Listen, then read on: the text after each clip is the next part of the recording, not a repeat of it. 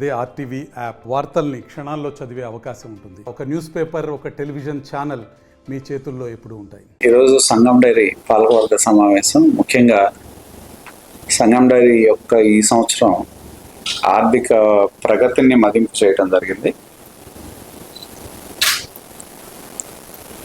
ఈ సంవత్సరం 1877 కోట్ల రూపాయల టర్నోవర్ని సంగం డైరీ సాధించడం జరిగింది. అలాగే రైతులకి బోనస్ పంపిణీ చేయడంతో పాటు 12 కోట్ల పైబడి లాభాలని ప్రకటించడం జరుగుతుంది.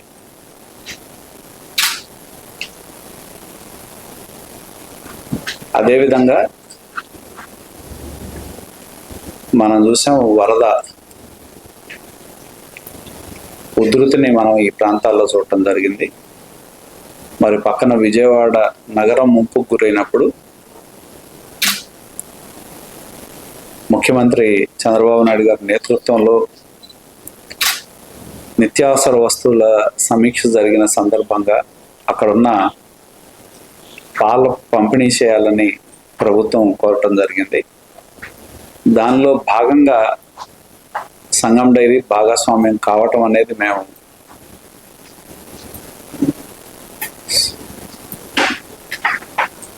మాకు సంతోషాన్ని కలిగిస్తూ ఉంది. ఎందుకంటే ప్రజలు క్లిష్టమైన పరిస్థితుల్లో ఉన్నప్పుడు ప్రభుత్వం కోరగానే సామర్థ్యానికి మించి రెగ్యులర్ మార్కెట్తో పాటు ఫ్లడ్ విక్టిమ్స్కి ప్రభుత్వానికి పాల సరఫరా కార్యక్రమాన్ని మేము అందించే దానిలో, సామాన్యులకి ఆ వరద బాధితులకు అందించే దానిలో సంగం డైరీ భాగస్వాములు అవ్వడం జరిగింది. మా సిబ్బంది కూడా నిరంతరం, మా మార్కెటింగ్ సిబ్బంది కానీ అధికారులు కానీ నిరంతరం అందజేసే దానిలో భాగస్వాములు అయ్యారు. అదేవిధంగా ఉచితంగా ఎవరైతే సంగం డైరీ పరిధిలో ఈ వరద ప్రాంతంలో ఉన్న పాల ఉత్పత్తిదారులు ఎవరైతే ఉన్నారో వాళ్ళకి దాదాపు 70 మెట్రిక్ టన్నుల పశుదాణాన్ని కూడా ఉచితంగా ఇవ్వటం జరిగింది. వాళ్ళు సామర్థ్యాన్ని బట్టి, పోసిన పాలను బట్టి 25 కేజీల నుంచి 75 కేజీల వరకు గరిష్టంగా మేము పాల ఉత్పత్తిదారులకి దాణాన్ని పంపిణీ చేయడం జరిగింది.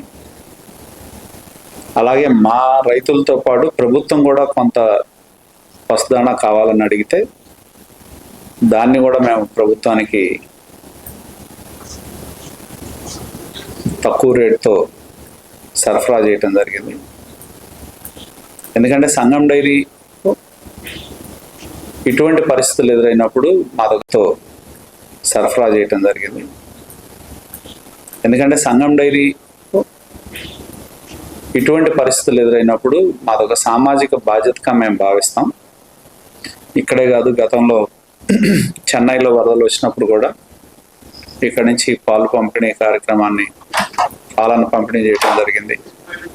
అలాగే కరోనా సమయంలో కూడా గత సంవత్సరం ప్రభుత్వం మమ్మల్ని వేధింపులకు గురి చేసిన, మా మీద కేసులు పెట్టినా కూడా మేము కరోనా సమయంలో ప్రభుత్వానికి ముఖ్యమంత్రి సహాయ నిధికి డబ్బులు ఇవ్వటం జరిగింది. అలాగే ఇవాళ మా పాలకవర్గం కూడా ముఖ్యమంత్రి సహాయ నిధికి 50 లక్షల రూపాయల విరాళాన్ని ఇవ్వాలని చెప్పి పాలకవర్గం నిర్ణయం తీసుకోవటం జరిగింది. అదేవిధంగా సంగం డైరీ యొక్క చట్టపరంగా అనుసరించాల్సిన విధానాలు కావచ్చు, చట్టపరంగా పూర్తి చేయాల్సిన అంశాలను కూడా మేము సమీక్షించాం.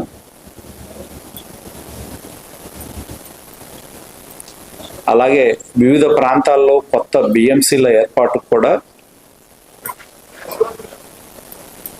అనంతపురం ఏరియాలో కావచ్చు, మిగతా ప్రాంతాల్లో ఒక 5 బిఎంసీలు కొత్తగా ఏర్పాటు చేయాలని చెప్పి నిర్ణయం తీసుకొని ముందుకు వెళ్ళడం జరుగుతూ ఉంది.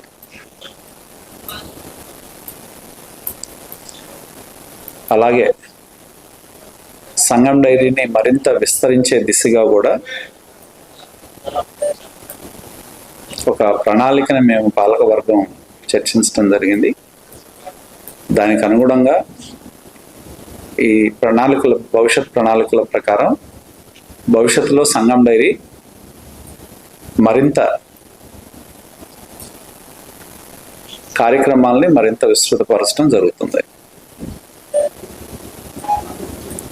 తెలంగాణలో కూడా ఇప్పుడే ఒక ప్లాంట్ని మేము మొన్న మంచి రోజులను పూజ చేయడం జరిగింది. దాని కార్యక్రమాలు కూడా మేము త్వరలో మొదలు పెడతాం. మిగతా ప్రాంతాల్లో కూడా విస్తరించే దిశగా మా అడుగులు ఉంటాయి. మరిన్ని వీడియోస్ కోసం ఛానల్ ని సబ్స్క్రైబ్ చేయండి. లేటెస్ట్ అప్డేట్స్ కోసం వాట్సాప్ ఛానల్ ని ఫాలో చేయండి.